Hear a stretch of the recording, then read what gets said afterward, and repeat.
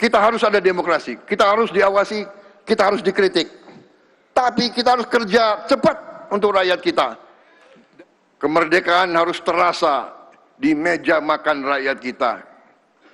Kemerdekaan harus terasa di ruang kelas anak-anak kita.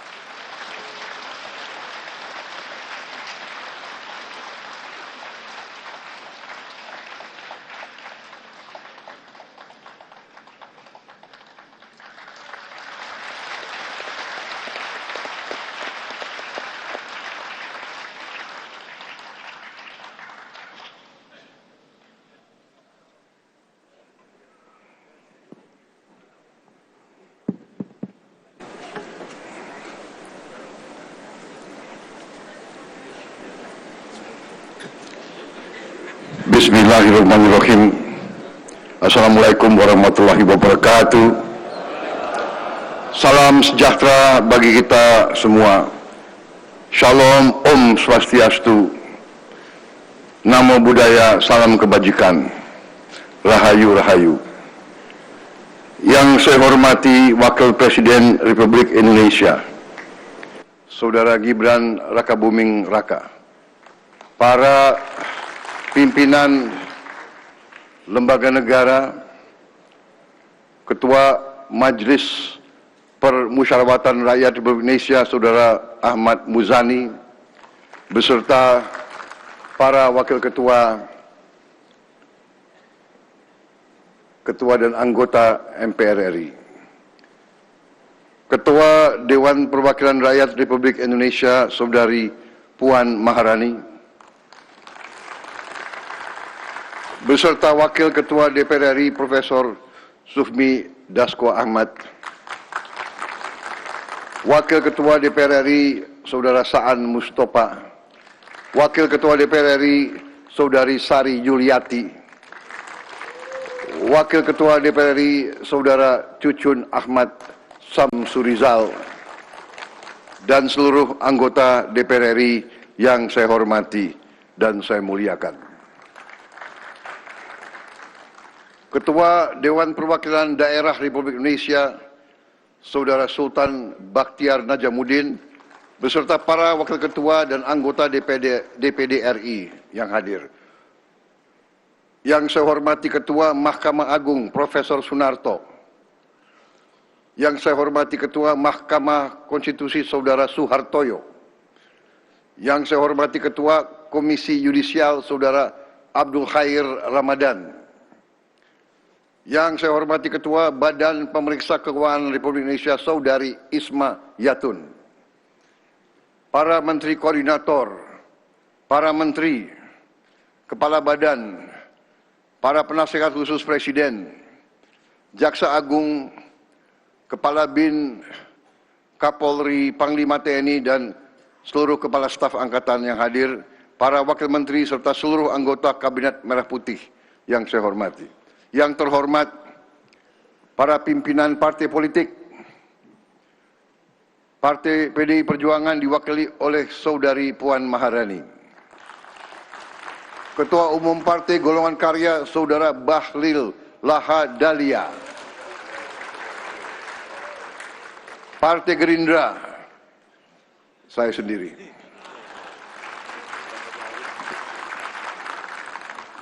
tapi hadir juga Ketua Harian Profesor Sufmi Dasko Ahmad, Ketua Umum Partai Amanat Nasional Saudara Zulkifli Hasan, Ketua Umum Partai Demokrat Saudara Agus Harimurti Yudhoyono, Ketua Umum Partai Kebangkitan Bangsa Saudara Abdul Muhaimin Iskandar, Presiden Partai Keadilan Sejahtera Saudara Al-Muzamil Yusuf, Ketua Umum Partai Nasional Demokrat Saudara Surya Dharma Paloh. Yang saya hormati rekan-rekan pers media, para tamu undangan, dan saudara-saudaraku sebangsa dan setanah air, seluruh rakyat Indonesia yang saya cintai dimanapun engkau berada. Pertama-tama tentunya sebagai insan yang bertakwa, marilah kita tidak henti-hentinya memanjatkan puji dan syukur kehadirat Tuhan Maha Esa, Tuhan Maha Besar, yang memiliki sekalian alam. Hanya kepadanya lah kita berdoa dan hanya kepadanya lah kita memohon pertolongan. Atas rahmat dan karunia-Nya, hari ini kita dapat hadir pada sidang penyampaian keterangan pemerintah atas rancangan undang-undang tentang APBN tahun anggaran 2027 beserta nota keuangannya dalam keadaan sehat, damai, dan dengan penuh semangat pengabdian dan cinta tanah air. Pimpinan dan anggota Dewan yang saya hormati, pertama saya menyampaikan penghargaan kepada pimpinan dan seluruh anggota DPR RI atas kerjasama, pengawasan, dan dukungannya dalam penyusunan serta pelaksanaan APBN. APBN bukan sekedar dokumen keuangan negara. APBN adalah alat perjuangan kita. APBN adalah instrumen untuk melindungi rakyat. Alat untuk memperkuat bangsa, alat untuk mewujudkan cita-cita kemerdekaan dalam mencapai kehidupan yang lebih baik. Jika dahulu para pahlawan berjuang agar bangsa Indonesia memiliki negara, hari ini tugas kita bersama adalah memastikan bahwa negara kita berhasil. Negara kita dapat memberi peningkatan kualitas hidup bagi rakyat kita. Negara kita hadir dalam kehidupan setiap rakyat kita. Negara kita hadir ketika petani membutuhkan pupuk, membutuhkan teknologi. Negara hadir ketika nelayan membutuhkan kapal dan tempat penyimpan hasil tangkapannya.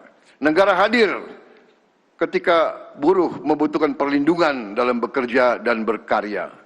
Negara harus hadir ketika anak-anak membutuhkan makan bergizi dan sekolah yang baik.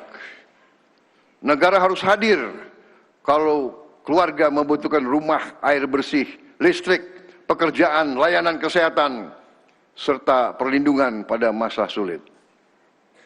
Kemerdekaan belum selesai hanya karena bendera kita, bendera merah putih, telah berkibar. Kemerdekaan harus terasa di meja makan rakyat kita. Kemerdekaan harus terasa di ruang kelas anak-anak kita. Kemerdekaan harus terasa di puskesmas dan di rumah sakit. Dan di masa depan setiap keluarga Indonesia. Itulah makna APBN sebagai alat perjuangan. Setiap rupiah yang dikumpulkan oleh negara harus kembali menjadi harapan yang nyata bagi rakyat kita. Saudara-saudara sebangsa dan setanah air, kita memasuki tahun 2026 dalam keadaan dunia yang tidak menentu, yang tidak mudah. Harga energi di seluruh dunia meningkat karena perang. Suku bunga global tinggi dan bisa naik. Nilai tukar berbagai negara tertekan dan ketegangan geopolitik mengganggu perdagangan dunia. Namun di tengah tekanan dan ketidakpastian global tersebut, kita bersyukur perekonomian kita tetap berdiri tegak. Ekonomi kita pada semester pertama tahun ini tumbuh tertinggi dalam 13 tahun terakhir. Inflasi masih tetap terkendali. Permintaan domestik tetap kuat. Yang lebih penting, APBN kita bekerja optimal. hingga akhir Juli 2026, pendapatan negara tumbuh tinggi 21,3% dibandingkan periode yang sama tahun sebelumnya. Ini peningkatan yang cukup signifikan. Belanja negara tumbuh kuat 18,2%. Belanja kita arahkan untuk menjaga daya beli rakyat, memperkuat pelayanan publik, dan menggerakkan ekonomi.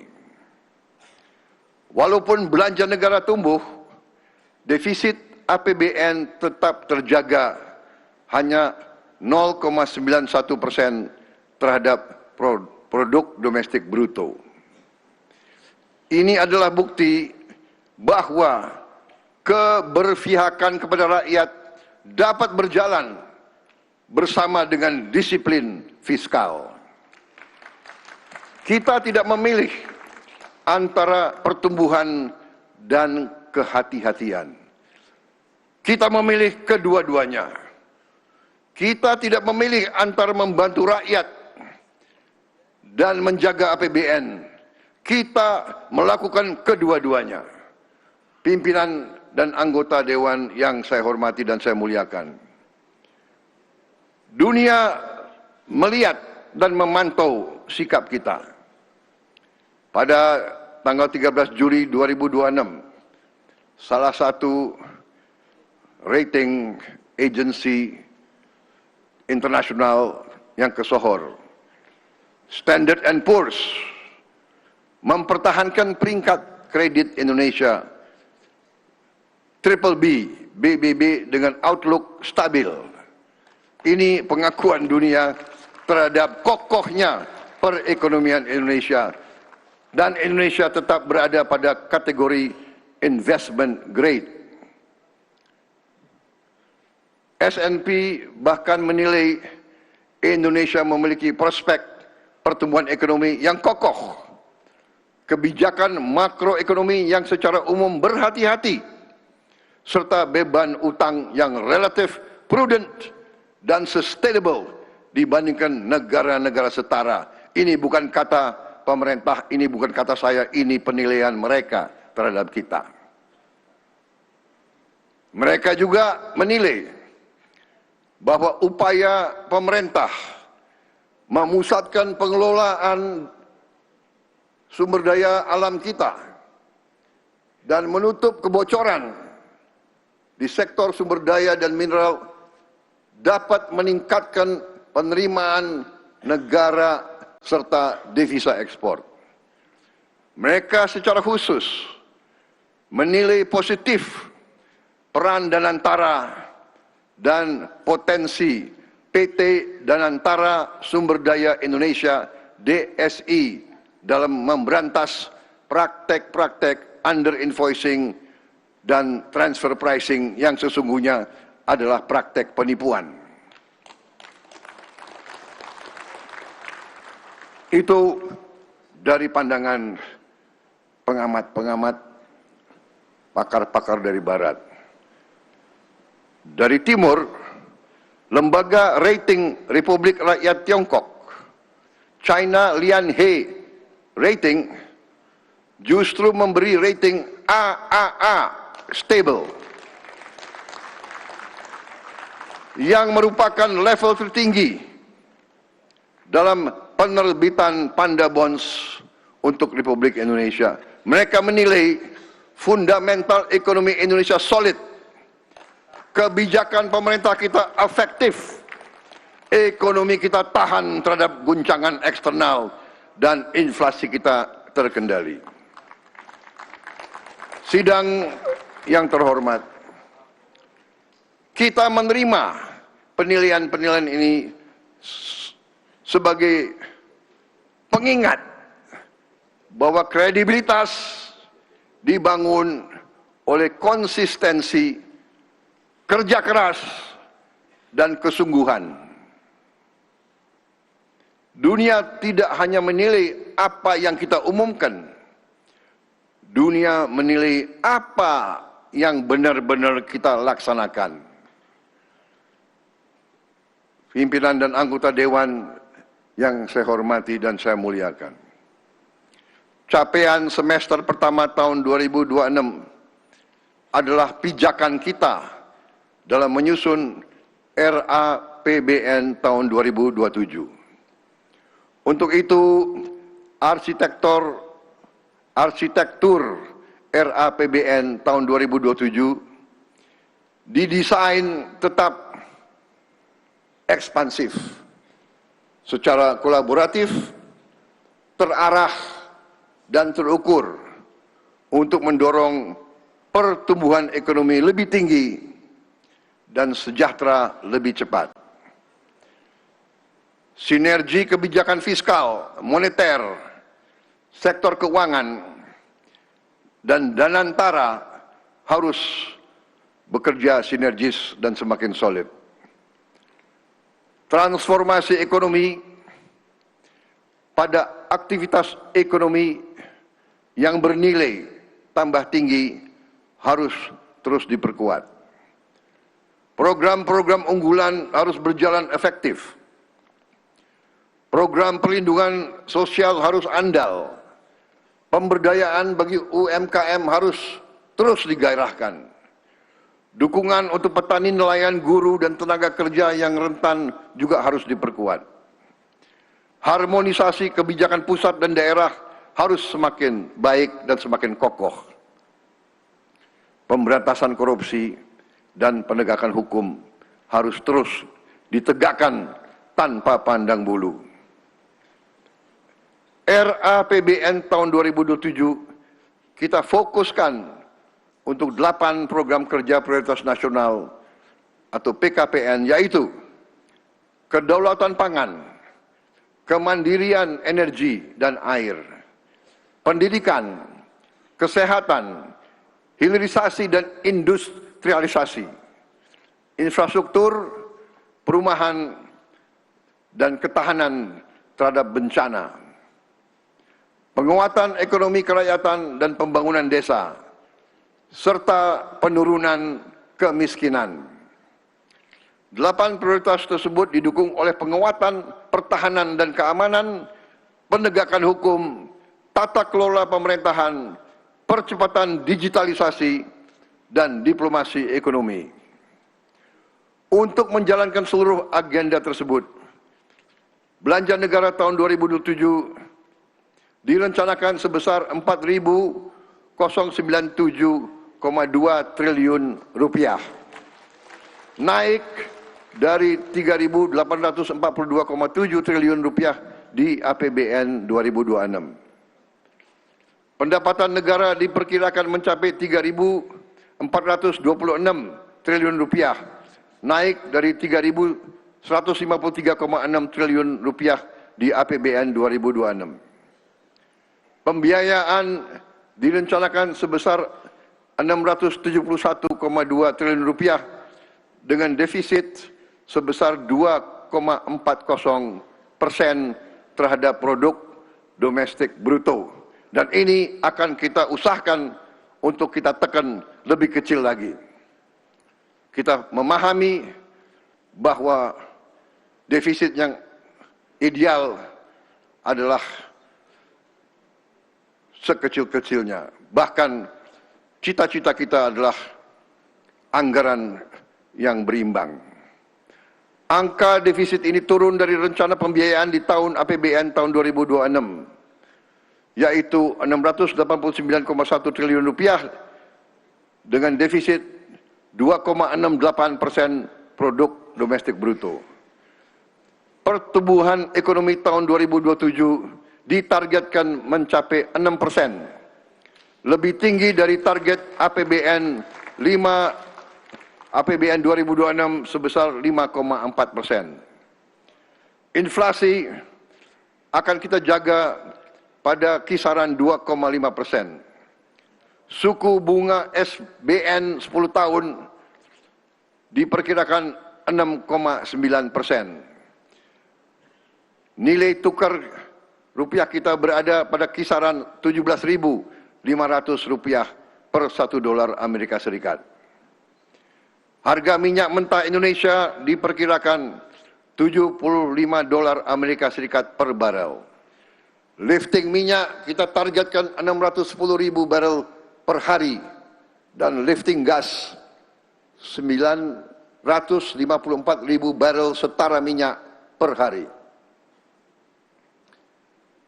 Dengan pertumbuhan yang lebih kuat dan APBN yang efektif, kemiskinan di tahun 2027 ditargetkan turun ke rentang 6,0 sampai 6,5% dari target APBN 2026 6,5 sampai 7,5%. Tingkat pengangguran terbuka tahun 2027 ditargetkan turun ke rentang 4,30 sampai 4,87%.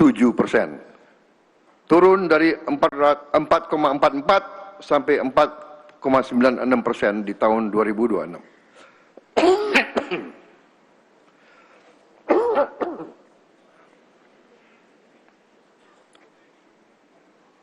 Mohon izin.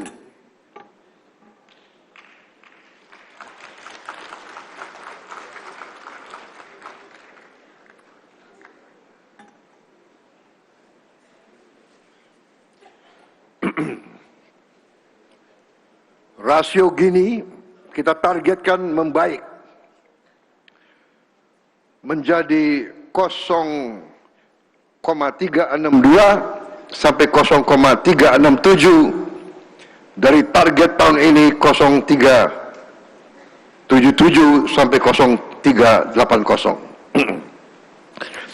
Dan indeks modal manusia meningkat menjadi 0,575.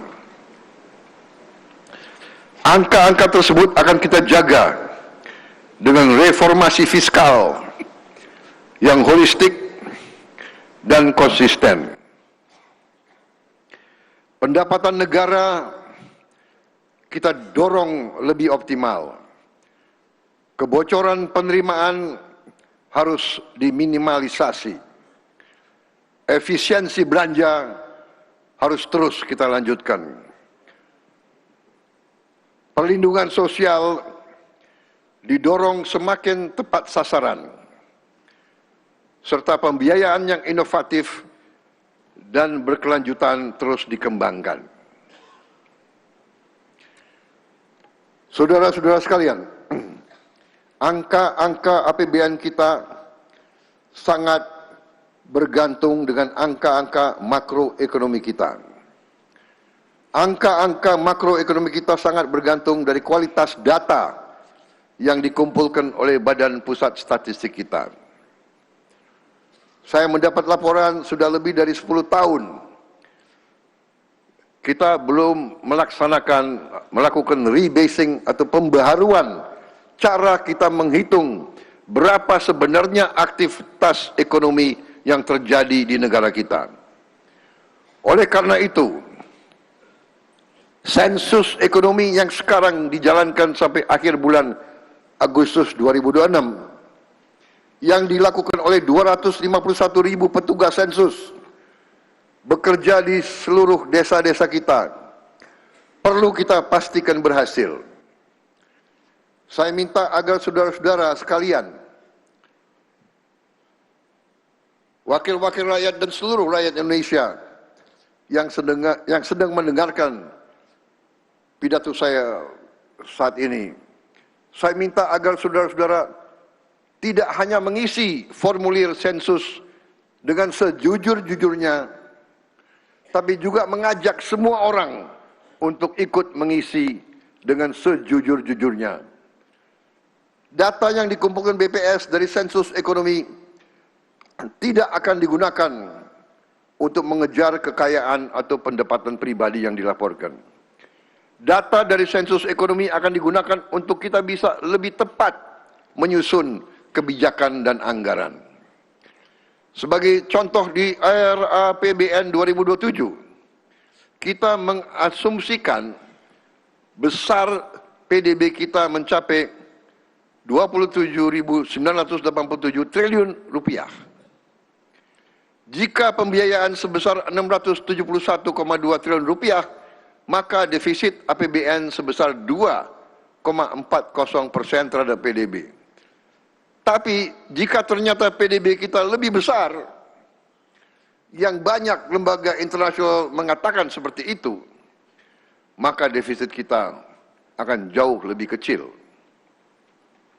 Selain itu, pembaharuan data tunggal sosial dan ekonomi nasional atau DTSEN juga akan kita lakukan dari hasil sensus ekonomi tahun 2026 ini.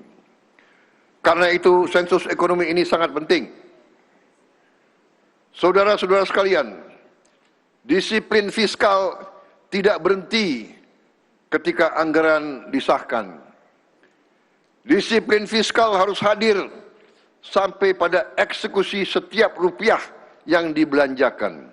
Selama ini terlalu banyak kementerian, lembaga, dan pemerintah daerah membeli barang yang sama, tapi membelinya sendiri-sendiri dengan harga yang berbeda-beda. Spesifikasinya sama, tapi karena prosesnya berulang dan mungkin berbeda-beda, jumlahnya terpecah, daya tawar negara menjadi lemah. Kita harus hentikan APBN digunakan membeli barang yang sama tanpa koordinasi, seolah-olah seperti ribuan pembeli yang tidak saling berbicara. Padahal kita semua adalah bagian dari negara kesatuan Republik Indonesia. Kita, apakah pemerintah pusat, pemerintah daerah, atau pemerintah kabupaten kota, kita adalah pemerintah Republik Indonesia. Data Lembaga Kebijakan Pengadaan Barang dan Jasa Pemerintah (LKPP) menunjukkan bahwa konsolidasi pengadaan pemerintah daerah saat ini telah menghasilkan efisiensi 20,86% pada 2025 dan 25,43% diperkirakan pada 2026. Jika dilaksanakan secara luas dan disiplin, konsolidasi, penggunaan katalog elektronik, perencanaan berbasis data, serta praktek pengadaan terbaik dapat menghasilkan efisiensi sampai 30% dari belanja pengadaan 1.200 triliun rupiah. Artinya, efisiensi dalam 1 tahun bisa mencapai 360 triliun rupiah. Kita bisa bayangkan 20 miliar dolar. Ini bukan angka yang kecil. Kita bisa berbuat sangat banyak dengan 360 triliun. Dan ini adalah di tangan kita, saudara-saudara. Sebagai contoh, tahun lalu, layar pinter interaktif atau IFP yang selama ini dibeli oleh Pemda-Pemda secara terpisah di kisaran harga 150 juta rupiah per unit, setelah pembelinya kita konsolidasikan di Kementerian Dikdasmen, kita dapat membeli dengan harga 26 juta rupiah per unit.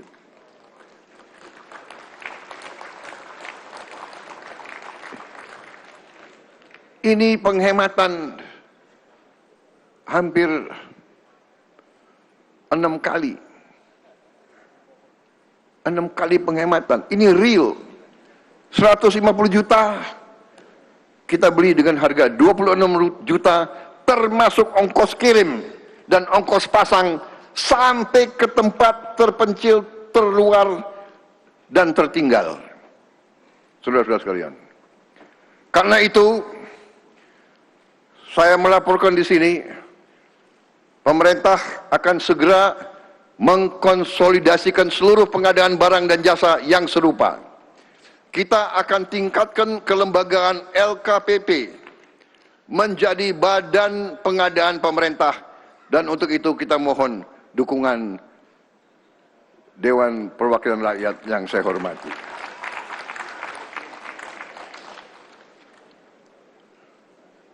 Tidak masuk akal berbagai badan, berbagai KL, berbagai pemerintah daerah membeli barang yang sama dengan harga yang berbeda-beda, bahkan harga yang lebih tinggi dari yang bisa kita capai. Kebutuhan berbagai kementerian, lembaga, dan pemerintah daerah akan dihimpun. Spesifikasi akan distandardisasi. Volume akan disatukan. Proses pengadaan pemerintah akan dilakukan secara digital, sehingga supaya semakin transparan, kompetitif, dan akuntabel. Jika barangnya sama, kita beli bersama. Jika kebutuhannya dapat direncanakan, kita rencanakan bersama. Jika negara dapat memperoleh harga dan mutu yang lebih baik dengan bekerja sama, tidak ada alasan untuk kita tidak lakukan itu. Tidak ada alasan untuk masing-masing institusi tetap melakukan pengadaan sendiri-sendiri. Setiap rupiah yang berhasil kita hemat adalah ruang fiskal tambahan yang dapat kita gunakan untuk rakyat kita. Ruang kelas sekolah yang bisa kita perbaiki. Puskesmas yang kita bisa renovasi. Rumah sakit dan alat-alat kesehatan yang dapat kita berikan kepada rakyat kita di semua kota, di semua kecamatan. Dan ujungnya kehidupan rakyat yang lebih baik. Pimpinan dan anggota dewan yang saya hormati dan saya muliakan, hari ini saya akan menggunakan kesempatan berbicara di ruang terhormat ini untuk menyampaikan beberapa langkah besar yang akan menjadi tahap berikutnya dari transformasi Indonesia. Pertama, kita akan memperbaiki seluruh puskesmas di Indonesia. Ternyata puskesmas kita sudah puluhan tahun tidak diperbaiki. Puskesmas harus menjadi benteng pertama yang menjaga kesehatan bangsa. Puskesmas adalah pintu pertama negara ketika rakyat sakit. Di sanalah ibu memeriksa kandungan, bayi mendapat imunisasi, anak diperiksa pertumbuhannya, penyakit dideteksi sebelum menjadi lebih berat. Mulai tahun 2027 pemerintah akan merenovasi 10.000 puskesmas di 7.280 kecamatan di seluruh Indonesia. Setiap puskesmas akan memperoleh anggaran perbaikan sekitar 4 miliar rupiah. Tentunya daerah yang lebih terpencil, daerah yang lebih terluar dan tertinggal harus mendapat lebih. Selain itu, kita juga akan merenovasi dan membangun lebih baik lagi 514 laboratorium kesehatan masyarakat atau Labkesmas di 514 kabupaten dan kota di seluruh Indonesia. Program renovasi puskesmas dan Labkesmas ini harus selesai paling lambat pada tahun 2030. Rakyat tidak boleh menempuh perjalanan jauh hanya untuk memperoleh pelayanan kesehatan dasar. Negara harus hadir sedekat mungkin dengan tempat rakyat hidup. Untuk itu kita juga akan membuat ambulans udara dengan helikopter, dengan pesawat kecil yang bisa mendarat di lapangan-lapangan rumput, di lapangan-lapangan pasir, bisa mendarat di pinggir sungai, supaya tidak ada rakyat kita yang tidak bisa dievakuasi kalau dia sakit.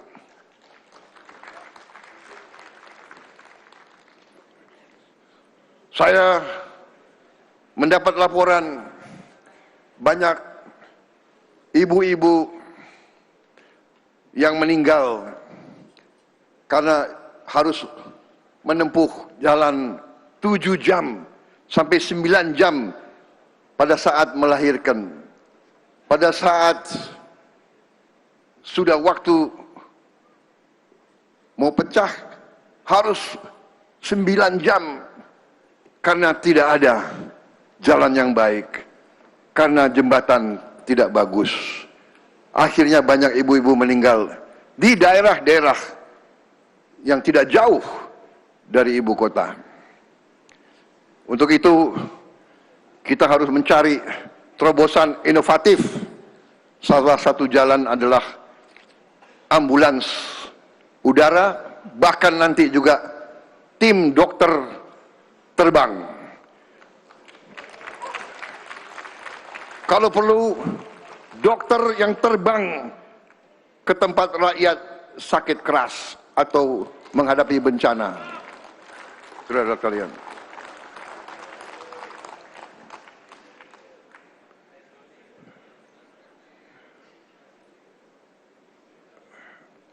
kedua, kita akan membangun dan merevitalisasi 441 rumah sakit umum daerah. Setiap dari 514 kabupaten dan kota kita harus memiliki rumah sakit yang canggih yang bisa menyelamatkan rakyat secepat mungkin. Langkah awal kita telah membangun 66 rumah sakit di daerah tertinggal, terdepan, dan terluar. Dan hari ini saya melaporkan dari 66 rumah sakit tersebut 22 sudah operasional.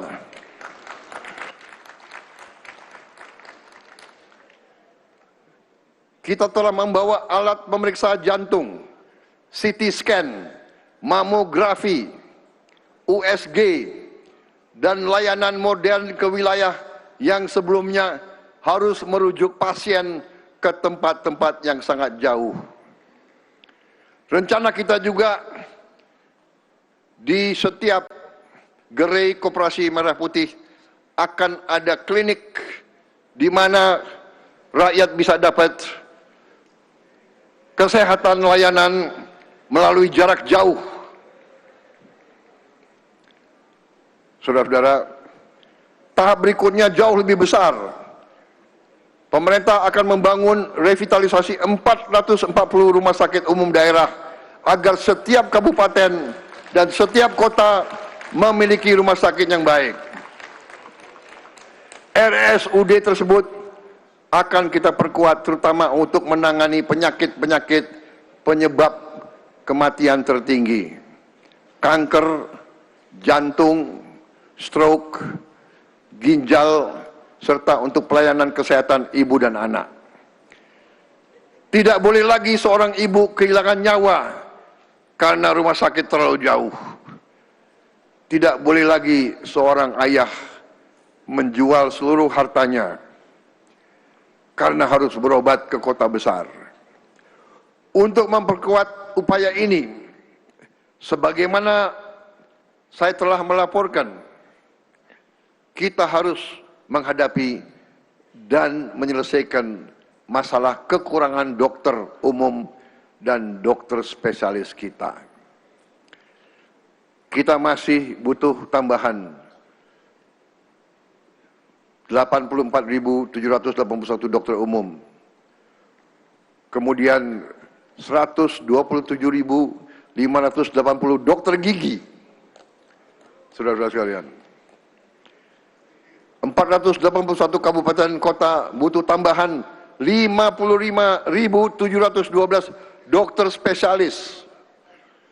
Karena itu kita telah membuka 9 fakultas kedokteran baru serta 170 program studi spesialis dan subspesialis, baik yang berbasis perguruan tinggi maupun berbasis rumah sakit. Dan ini kita akan upayakan lebih banyak lagi. Saudara-saudara sekalian, bila perlu kita sedang memikirkan kita bisa mengundang dokter-dokter dari negara lain untuk praktek di sini untuk waktu-waktu yang terbatas. Karena kalau kita menunggu lulusnya 187.000 dokter gigi, mungkin kita harus nunggu 4 presiden sesudah saya. Saudara-saudara sekalian, rakyat kita menuntut, berharap pelayanan kesehatan secepat mungkin. Kita tidak boleh berpikir normatif, kita harus berani berpikir inovatif.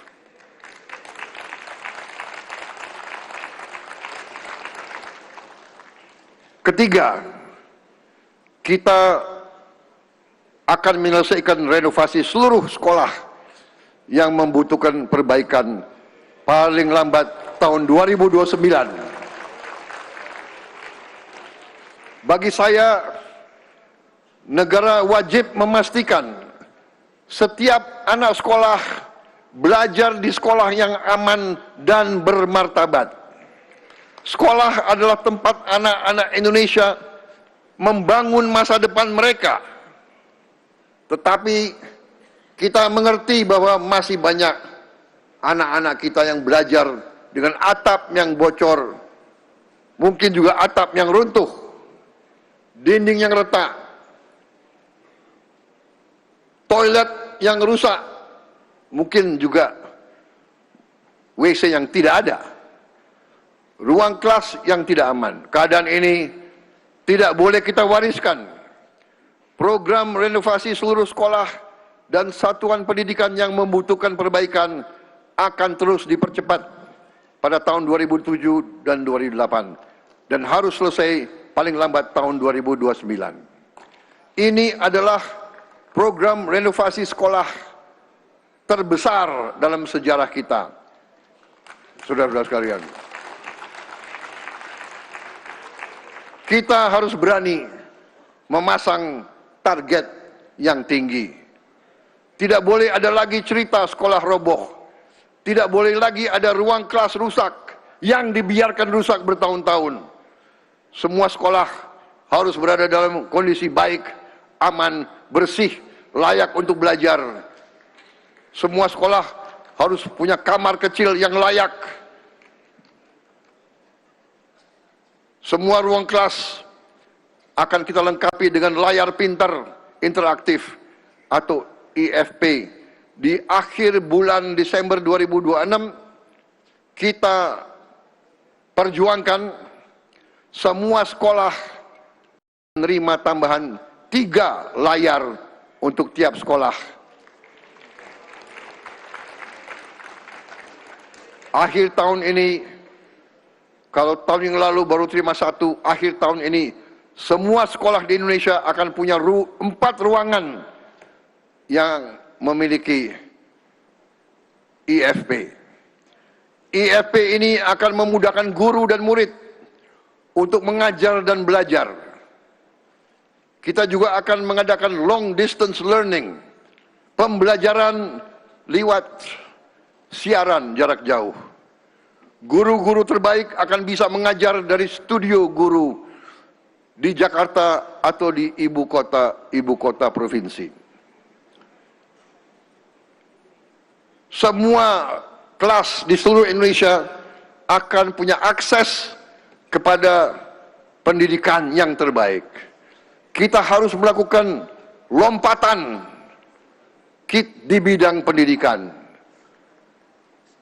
Pemerintah juga akan memperjuangkan seluruh sekolah negeri tidak dipungut bayaran. Ini adalah cita-cita pendiri-pendiri bangsa kita. Pendidikan adalah hak semua anak Indonesia. Bagi mereka yang punya kemampuan, silakan ke sekolah-sekolah swasta yang hebat. Tapi untuk pemerintah, kita harus perjuangkan anak-anak kita bisa sekolah dengan gratis. Keempat, hari ini saya mengumumkan tahap lanjutan kebijakan ekspor satu pintu kita. Kita telah membahas bersama OJK bahwa kita ingin segera mendirikan bursa mineral dan komoditas strategis. Selama puluhan tahun, Indonesia menjadi salah satu produsen terbesar untuk komoditas-komoditas penting dunia. Kelapa sawit, nikel, timah, batu bara, emas, kopi, karet, dan berapa belas komoditas lainnya. Tetapi terlalu sering harga kekayaan kita yang keluar dari bumi dan keringat rakyat Indonesia justru harganya ditentukan di luar negeri, di negara lain, di bursa komoditas negara lain. Mereka yang tidak punya komoditas ini, masa mereka menentukan berapa harga komoditas itu? Ini tidak masuk akal. Saya tidak mengerti di mana diajarkan ilmu ekonomi semacam ini. Kitanya punya barang, orang lain menentukan harganya. Saya bertanya kepada wakil-wakil rakyat, mau kita teruskan situasi seperti ini?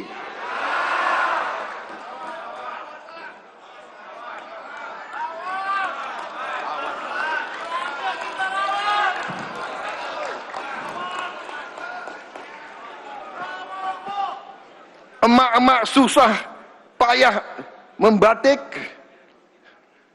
orang lain yang menentukan harga batik yang mau dijual. Luar biasa. Keadaan ini harus berani kita ubah. Saya minta dukungan Dewan Perwakilan Rakyat untuk kita ubah ini.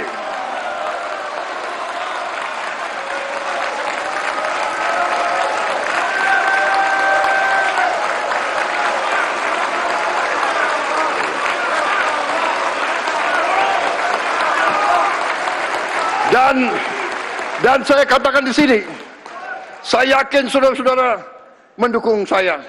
Kalau mereka tidak mau bayar harga yang kita pasang, nggak usah beli.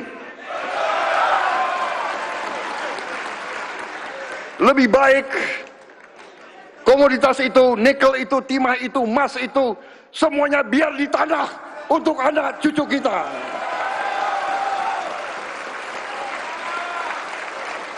Batu bara kita, gas kita, minyak kita, biar di tanah. Kopi kita, biar kita minum sendiri.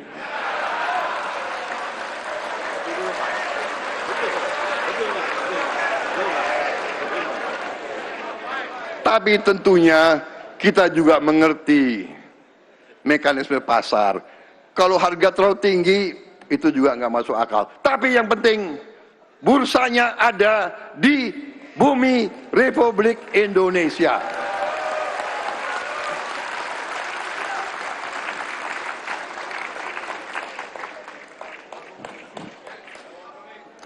Kita akan segera operasionalkan bursa mineral dan komoditas strategis di bawah pengawasan otoritas jasa keuangan. Rencana kita apabila OJK bekerja dengan baik, dan saya yakin OJK bekerja dengan baik, ini emak-emak yang menguasai ekonomi kita sekarang ini. Rencana kita dengan dukungan DPR, kita rencanakan 1 Januari 2027 kita akan memiliki bursa komoditas sendiri. Kita targetkan ketentuan penyelenggaraan bursa mineral dan komoditas strategis segera mohon dibahas oleh DPR RI dan mohon diterbitkan dalam waktu yang sesingkat-singkatnya. Saya terima kasih, sekarang sudah ada kerjasama yang sangat sinergis antara pemerintah dan DPR.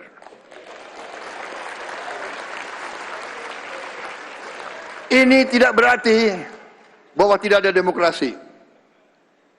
Kita harus ada demokrasi, kita harus diawasi, kita harus dikritik. Tapi kita harus kerja cepat untuk rakyat kita. Dan ini saya kira sudah dihasilkan oleh DPR RI sekarang ini. Saya terima kasih.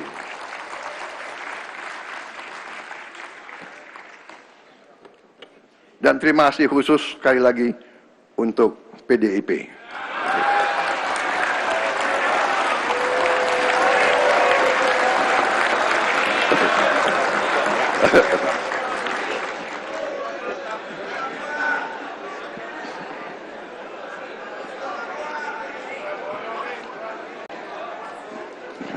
Sebenarnya ini bukan Prabonomics, ini Marhain ini.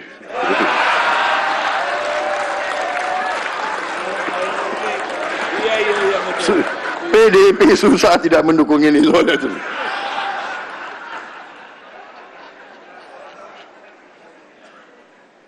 Saudara-saudara, dengan ini kita akan membangun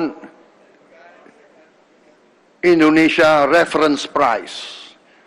Harga referensi Indonesia untuk komoditas-komoditas utama ekspor Indonesia. Kita ingin membangun pasar yang dalam, transparan, liquid, dan dipercaya dunia. Produsen, petani, eksportir, pembeli, dan investor akan bertemu dalam satu sistem yang diawasi dengan data transaksi yang lebih terang dan ruang penipuan yang semakin sempit. Dalam upaya membangun bursa yang kredibel, otoritas jasa keuangan juga telah melakukan reformasi terbesar dalam sejarah bursa saham kita. Mereka yang melanggar aturan bursa diberi sanksi. Kita juga akan melanjutkan reformasi pasar modal kita dengan demutualisasi pasar modal. Demutualisasi akan membawa pasar modal Indonesia ke standar dunia dan menjadikan pasar modal Indonesia menjadi salah satu yang terbesar di dunia. Pasar modal yang bekerja dengan baik ini adalah masalah keadilan. Soal kesempatan perusahaan rintisan, startup, pengusaha-pengusaha kita bisa naik kelas, menambah ekuitas, menambah modal, agar bisa memperbesar skala dan dampak usahanya. Minta izin.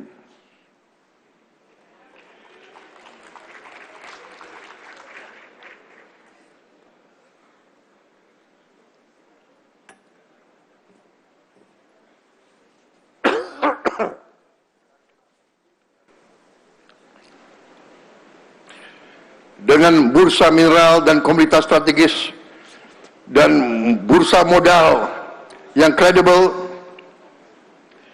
Indonesia akan berhenti menjadi tempat negeri, tempat komoditas digali, tetapi harga dan keuntungannya ditentukan oleh negara lain. Kita bukan hanya ingin menjadi penghasil komoditas dunia, kita harus ikut menentukan harga komoditas dunia. Kita ingin jadi Indonesia tempat komoditas diperdagangkan. Kita juga akan mempercepat optimalisasi aset badan usaha milik negara kita. BUMN kita menguasai aset yang sangat besar. Sebagian bekerja dengan baik, sebagian belum menghasilkan manfaat dibandingkan dengan nilainya.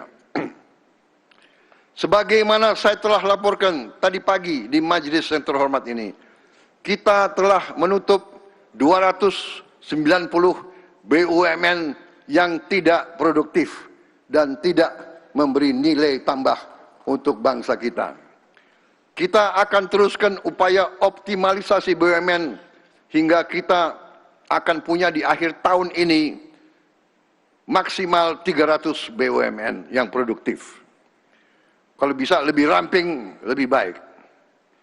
Selain itu, aset berupa tanah, gedung, jaringan, kawasan, dan fasilitas yang tidak dikelola optimal oleh BUMN tidak boleh dibiarkan tidur, sementara rakyat membutuhkan pekerjaan dan perekonomian membutuhkan investasi. Pemerintah akan mempermudah kerjasama pemanfaatan aset-aset BUMN yang belum optimal dioperasikan. Akan kita ajak pihak swasta melalui proses yang terbuka, kompetitif dan akuntabel, serta menjaga kepemilikan strategis negara, kita akan membuka supaya aset-aset yang tidak produktif dikerjakan oleh BUMN bisa dikerjakan oleh pihak swasta di seluruh Indonesia. Kita harus belajar dan berani belajar dari negara lain. India telah menjalankan apa yang mereka sebut National Monetization Pipeline. Swasta diberi ruang mengoperasikan aset publik yang telah terbangun. Kepemilikan tetap berada pada negara. Modal yang diperoleh diputar kembali untuk membangun infrastruktur baru. Sebagai contoh, kalau ada bandara, ada airport yang kurang maksimal dioperasikan, kita bisa membuka peluang untuk swasta mengoperasikan itu. Tentunya kepemilikan tetap oleh negara, tapi kalau mereka bisa menjalankan dengan lebih efisien, lebih kreatif, lebih inovatif, menghasilkan manfaat, kenapa tidak? Saudara-saudara, sebagai contoh, sekarang ada integrasi antara penerbangan, perusahaan penerbangan, hotel, dan bandara. Kalau ini dioperasikan secara integratif, ini punya nilai tambah yang potensial bisa menambah income bagi kita. Saudara-saudara, itu akan kita rintis. Selanjutnya kita telah mulai dan akan membangun 100.000 megawatt atau 100 gigawatt energi dari matahari, energi surya. Pemerintah akan mempercepat penutupan pembangkit listrik tenaga diesel dan menggantinya dengan pembangkit listrik tenaga surya. Tahun ini kita akan bangun 30 gigawatt pembangkit listrik tenaga surya dan segera menghentikan 13 gigawatt pembangkit listrik tenaga diesel. Kita mendapat anugerah dari Tuhan Yang Maha Kuasa, sinar matahari yang hampir sepanjang tahun. Tidak masuk akal jika pulau-pulau yang terpencil, kita harus menunggu kapal membawa BBM solar untuk memperoleh listrik. Ongkos ekonominya terlalu tidak efisien. Dengan PLTS, kita juga bisa membangun kemandirian energi kita. Saudara-saudara, idealnya setiap desa bisa memiliki PLTS 1 megawatt. Ini ideal. Kalau desa itu mau siapkan lahan, kita bisa yakinkan bahwa mereka bisa dapat PLTS 1 gigawatt, atau saya ulangi, 1 megawatt satu desa. Saudara-saudara sekalian, Menko Perekonomian telah menghitung dengan PLTS 100 gigawatt, negara akan menghemat setidaknya 73,9 triliun rupiah setiap tahun dari penurunan biaya pokok produksi listrik kita. Belum lagi kalau kita tidak import BBM dari luar negeri lagi. Dengan 100 gigawatt, kebutuhan impor kita akan jauh berkurang dan kita bisa menghemat sangat banyak devisa. Ketujuh, hari ini saya umumkan rencana lokasi Indonesia Financial Center atau Pusat Finansial Internasional Indonesia, disingkat PFII. Kita telah tentukan lokasi sementara PFII di Jakarta. Dan begitu bisa kita buka juga PFII di Bali. dan mungkin ada kawasan lain di bagian lain dari Republik Indonesia yang menarik bagi dana-dana besar dari luar negeri. PFII ini akan menjadi wajah baru pusat-pusat keuangan kita. Jakarta dan mungkin nanti Bali sebagai pusat keuangan, investasi, teknologi, finansial, arbitrase, dan penyelesaian sengketa komersial berstandar dunia. Kelembagaan PFII terdiri dari Dewan Pertimbangan, Dewan PFII, Lembaga Pengelola PFII, Lembaga Pengawas Jasa Keuangan PFII, Pengadilan PFII yang di bawah Mahkamah Agung, dan Lembaga Arbitrase PFII. Bahasa Inggris dapat digunakan sebagai bahasa kontrak. Prinsip hukum komersial dan standar internasional dapat kita adopsi.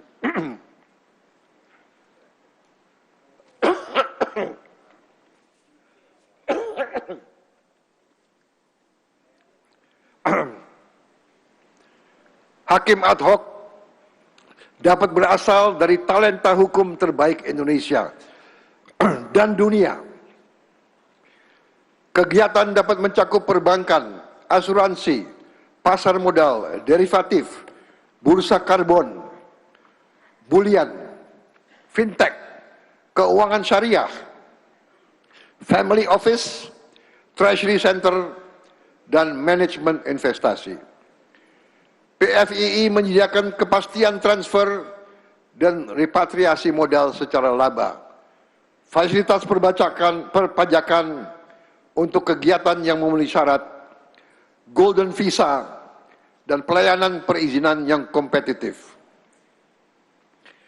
Pada saat yang sama, aturan anti pencucian uang, transparansi pemilik manfaat, kewajiban perpajakan dan pertukaran informasi internasional tetap kita tegakkan.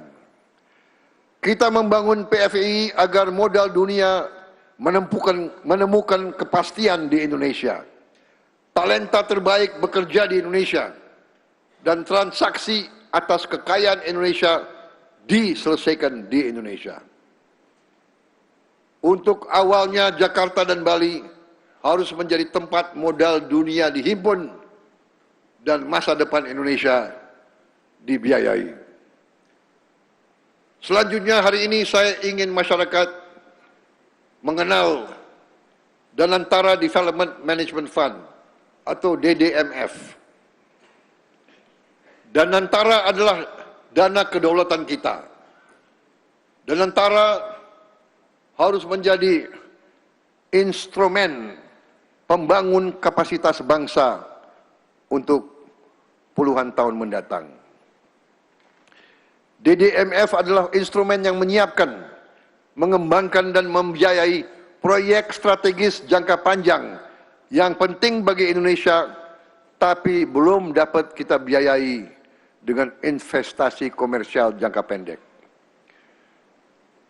Dan juga kita hindari harus dibiayai oleh APBN. Melalui DDMF, dana kedaulatan Indonesia akan ditanamkan secara disiplin dan profesional. Sebagai contoh, pada proyek mobil nasional, kita rencanakan mobil nasional kita produksi secara massal di akhir tahun 2028. Fasilitas sudah dibangun di daerah Subang. Proyek motor nasional juga telah kita luncurkan. Ekosistem motor nasional sudah bekerja. 2 perusahaan swasta besar telah bekerja. 2 BUMN juga telah mulai produksi motor listrik.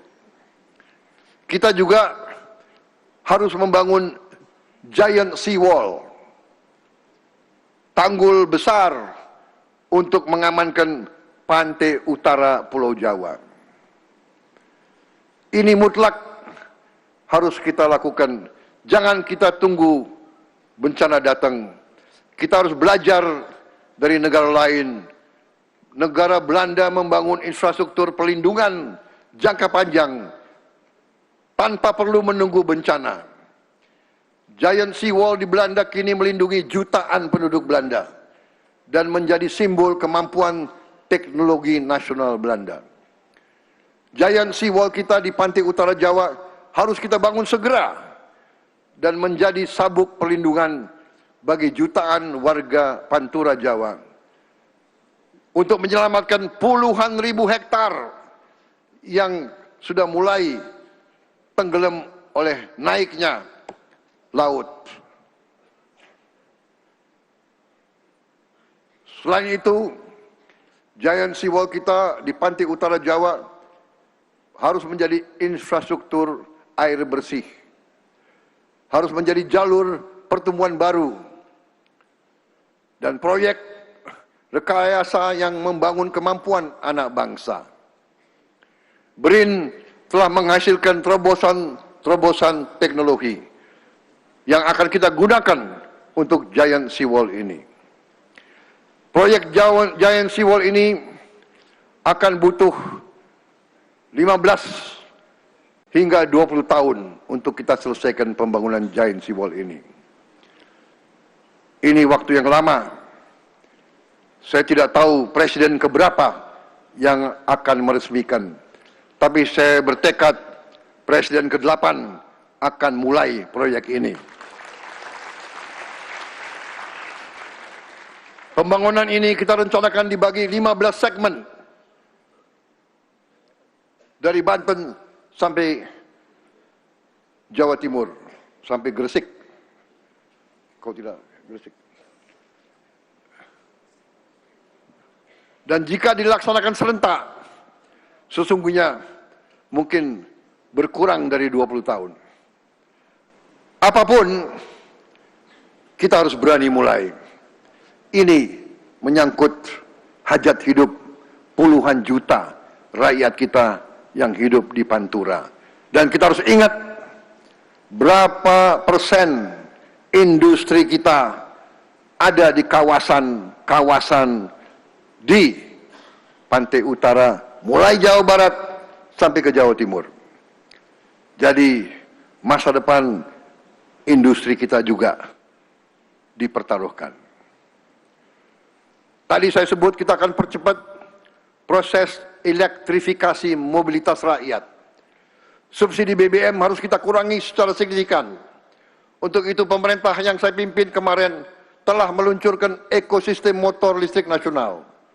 Selain itu hari ini kita umumkan, kita akan beri insentif yang cukup besar untuk mereka yang bisa membangun 1 juta motor listrik yang diproduksi di dalam negeri oleh perusahaan Indonesia. Kebijakan ini mempunyai 3 tujuan sekaligus. Menurunkan biaya kendaraan untuk rakyat, mengurangi konsumsi bahan bakar import, dan membesarkan industri motor listrik nasional beserta rantai pasok baterai, komponen, perangkat lunak, serta layanan purna jualnya. Saudara-saudara, kita telah memiliki hampir semua unsur dalam baterai untuk kendaraan listrik. Hampir semua. Setiap motor listrik buatan Indonesia yang melaju di jalan raya adalah 3 kemenangan sekaligus. Saya ulangi ya. Setiap motor listrik buatan anak-anak Indonesia yang berjalan di jalan Indonesia memiliki 3 kemenangan bagi bangsa kita. Pertama, penghematan bagi rakyat. Penghematan bagi keluarga mereka. Kita perkirakan mereka akan bayar lebih 50% lebih rendah dari pengeluaran yang mereka lakukan sekarang untuk motor BBM. Bahkan bisa nanti turun hanya 30% dari biaya yang mereka keluarkan sekarang. Pengurangan import energi dan yang sangat penting, pekerjaan dan penghasilan bagi anak-anak Indonesia. ke-10 hari ini saya sampaikan ke Dewan saran pemerintah Indonesia, saran kami untuk kita izinkan dui kewarganegaraan bagi talenta-talenta tertentu yang dibutuhkan oleh bangsa Indonesia. Indonesia memiliki jutaan diaspora. Di antara mereka terdapat ilmuwan yang hebat-hebat, dokter, insinyur, ahli kecerdasan buatan, peneliti, pengusaha, seniman, atlet, terutama pemain bola, profesional kelas dunia. Sebagian terpaksa mengambil kewarganegaraan lain karena kebutuhan karier, keluarga, atau pengabdian mereka di luar negeri. Kita tidak boleh memaksa talenta terbaik Indonesia memilih antara kesempatan berkarya di dunia dan ikatan mereka kepada tanah air.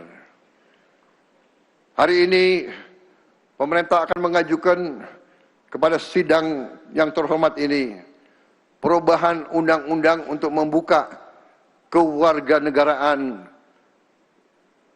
ganda secara terbatas bagi mereka yang memiliki talenta istimewa dan dapat memberi sumbangan luar biasa bagi kepentingan nasional.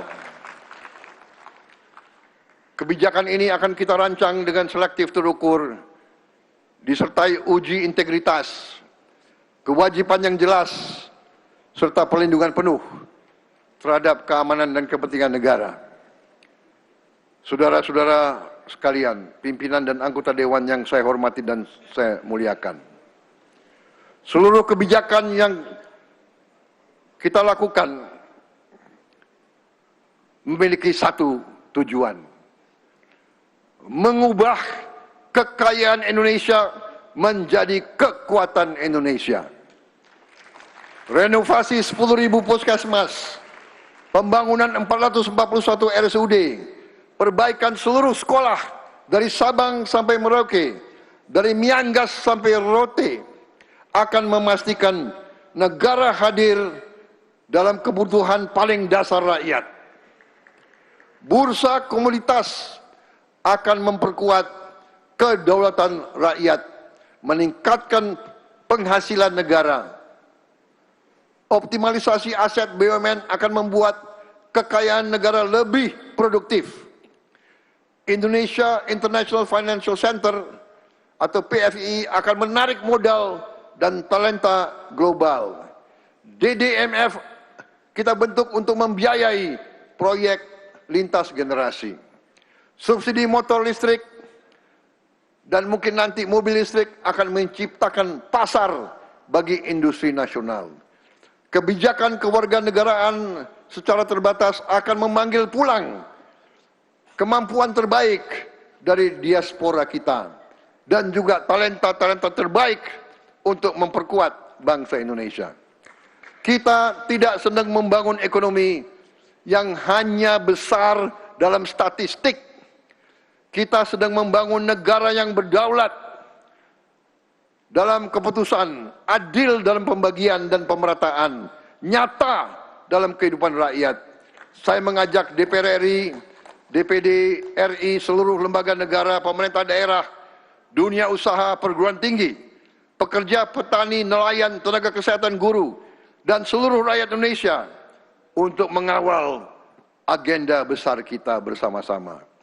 Kita akan melaksanakannya dengan disiplin. Tidak boleh ada proyek yang hanya besar pada anggaran tetapi kecil manfaat nyata bagi rakyat. Tidak boleh ada insentif tanpa pekerjaan baru. Tidak boleh ada investasi tanpa transfer teknologi. Setiap rupiah harus memiliki tujuan. Setiap kebijakan harus memiliki ukuran. Setiap pejabat harus memiliki pertanggungjawaban. Untuk itu saya juga mengajak kita semua untuk terus koreksi diri, terus meningkatkan disiplin, Pemerintah harus mengabdi kepada rakyat, mengabdi kepada bangsa, memberi solusi kepada kesulitan-kesulitan rakyat. Tugas pemerintah yang paling utama melindungi segenap tumpah darah rakyat dari semua ancaman. Ancaman kemiskinan, ancaman bahaya fisik, ancaman pemutusan hubungan kerja, dan berbagai ancaman lain. Ancaman kelaparan, ancaman tidak dapat pelayanan kesehatan. Pemerintah di semua tingkatan, tidak hanya pemerintah pusat, pemerintah daerah, pemerintah provinsi, pemerintah kabupaten kota, ya, pemerintah desa, kita harus menghilangkan praktek-praktek korupsi, penipuan, markup, penggelembungan dalam pembelanjaan. Tadi sudah saya sebut, kita akan buat satu lembaga yang mengkonsolidasikan semua pembelanjaan pemerintah di satu lembaga. Pemerintah harus lebih efisien di setiap tingkatan. Kita harus kurangi semua pengeluaran tidak efisien. Saya gembira sekarang tidak ada lagi anggaran untuk ulang tahun kementerian. Ulang tahun kementerian cukup potong tumpeng di kantor saja. Dan saya berharap juga di semua provinsi dan semua kabupaten kota jangan ada anggaran untuk merayakan ulang tahun besar-besaran.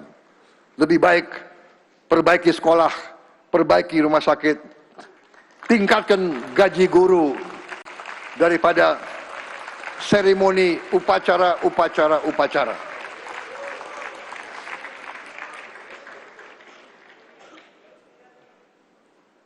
Tapi kalau upacara hari kemerdekaan secara terpusat itu wajib.